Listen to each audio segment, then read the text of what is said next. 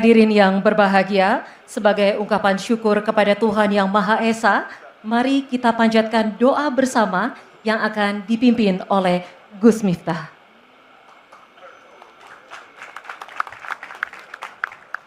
Kemunculan Gus Miftah bareng Prabowo setelah mundur dari kabinet disorot.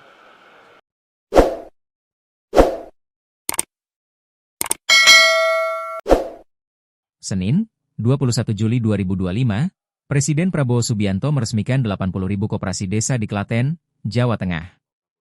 Gus Miftah yang dulu menjabat sebagai utusan khusus Presiden bidang kerukunan beragama dan pembinaan sarana keagamaan juga turut hadir dalam acara ini.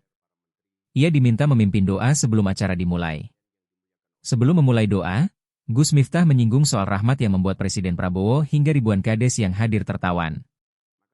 Assalamualaikum warahmatullahi wabarakatuh.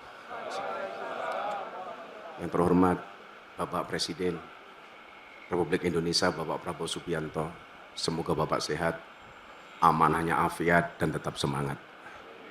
Para pimpinan DPR dan MPR, para menteri, dan hadirin sekalian yang dimuliakan oleh Allah. Ternyata Bapak, syarat doa itu dikabulkan harus rukun. Maka ketika Nabi Muhammad SAW duduk di masjid, ada seorang badui yang masuk ke masjid kemudian kencing di sudut masjid. Semuanya marah, kecuali Nabi Muhammad SAW. Nabi hanya mengatakan, Sobu alaihi danuba mimma. Sudah, kencingnya dibersihkan, lanjutkan. Selesai kencing dibersihkan, badui ini berdoa, Allahummarhamni wa Muhammadan wa la tarham ma'ana ahadan. Ya Allah, berikanlah rahmatmu kepadaku dan Nabi Muhammad saja, yang lain nggak usah.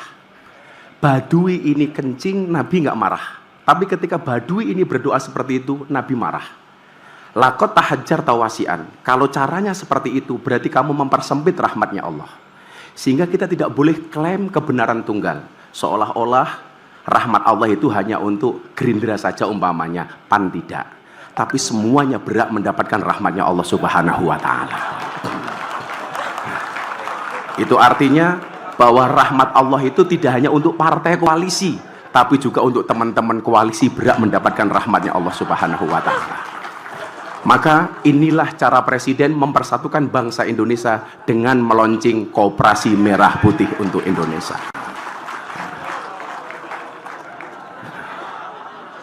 Sebenarnya masih panjang Bapak, karena saya dikasih waktu sama Letkol Teddy 3 menit, sisanya besok di istana Bapak. Terima kasih.